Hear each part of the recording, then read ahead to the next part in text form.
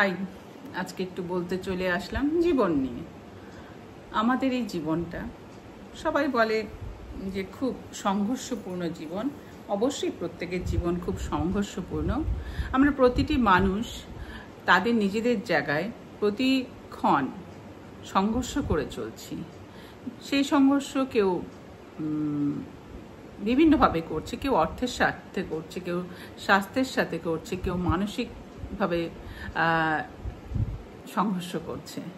তো এই সংঘর্ষপূর্ণ জীবন আমাদের, এবং এটা নিয়ে বিভিন্ন রকম মানুষের মত থাকে এবং বিভিন্ন মানুষ বিভিন্ন রকম কথা বলে। আমি কাউকে দেখে তার সম্বন্ধে কিছু বলে ফেললাম, বা কেউ আমাকে দেখে আমার সম্বন্ধে কিছু বলে ফেললো, কিন্তু আমরা কেউ জানতে পারি না যে আমি যার সম্বন্ধে বলছি সে তার লাইফে কি সংঘর্ষ করছে, বা আমি আমার লাইফে কি সংঘর্ষ করছি, আদার্স পার্সন বা অন্য পার্সন সেটা জানে না।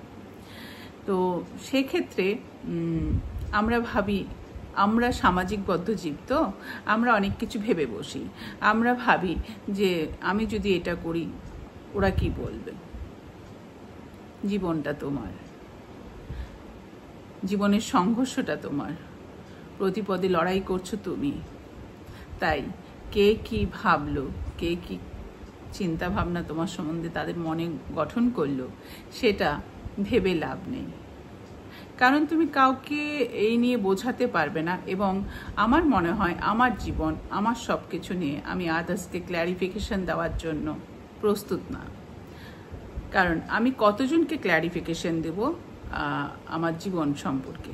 এটা আমি প্রত্যেকটি মানুষের ক্ষেত্রে বলছি, আমার ক্ষেত্রে বলছি না। প্রত্যেকটি মানুষের নিজস্বতা আছে এবং প্রত্যেকটি মানুষ নিজের মতন করে জীবন বাঁচে এবং জীবনে লড়াই করে বাঁচার চেষ্টা করে। সেক্ষেত্রে আদার্স বা অন্য সমাজবদ্ধ মানুষরা আমার সম্বন্ধে কি বলল, কি ভাবছে, কি ভাবছে না, সেগুলো ভেবে নিজের মানসিক শান্তি বিঘ্নিত করার কোনো মানে হয় না। যেটা করতে হয়, নিজেকে সে জায়গায় পজিটিভভাবে তৈরি করতে হয়।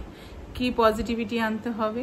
যে আমাকে যারা বোঝে না, বা আমাকে যারা ভুল প্রমাণ করছে, বা আমাকে যারা ভুল ভাবছে, তাদেরকে আমি কোনোদিনও আমি যে ঠিক, আমি যে আমার জায়গায় ঠিক, আমার লড়াই যে ঠিক, সেটা আমি কাউকে বোঝাতে পারবো না। তাই নো ক্ল্যারিফিকেশন।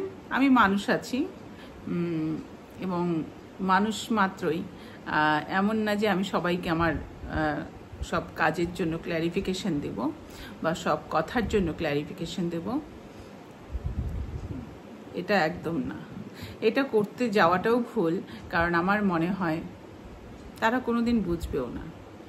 কারণ আমি এটা মনে করি সেটা তাদের দোষ নয়, কারণ প্রত্যেকটি মানুষ, আমি বলি, আলাদা আলাদা সত্তার অধিকারী।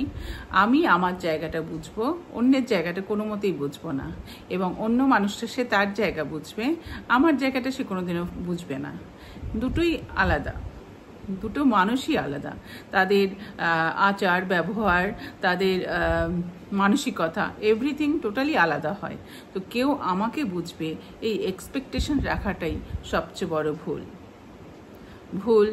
সবচেয়ে বড় ভুল। এক্সপেকটেশনটা আমরা রাখি দেখে আমরা আমাদের নিজের কষ্ট ডেকে নিয়ে আসি।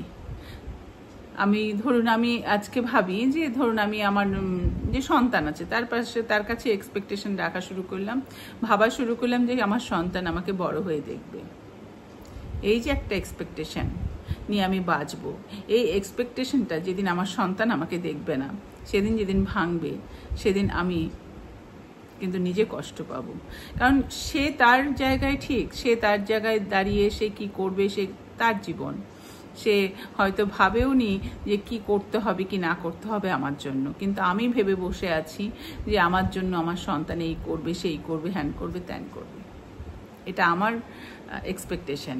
এই এক্সপেকটেশনগুলো যখন আমরা কোনো মানুষের প্রতি করি, এবং সেই মানুষগুলো তো আমার এক্সপেকটেশন তারা জানে না যে আমি কি এক্সপেক্ট করছি তাদের কাছ থেকে, এবং সে জানেও না যে এক্সপেকটেশনগুলো আমার ভাঙছে। এবং যখন ভাঙা শুরু হবে, তখন কিন্তু সেই মানুষটা জানবেও না যে আপনি দুঃখ পাচ্ছেন, বা আপনি কষ্ট পাচ্ছেন, বা আপনার খুব মন খারাপ হচ্ছে। সেই মানুষটা কিন্তু ওয়াকিবহলই নয় এই জিনিস নিয়ে, কিন্তু আপনি মানসিকভাবে মানসিক শান্তি বিঘ্নিত ঘটাচ্ছেন, আপনার মানসিক ভারসাম্য কিছুটা হলেও হেলদোল খেয়ে যাবে।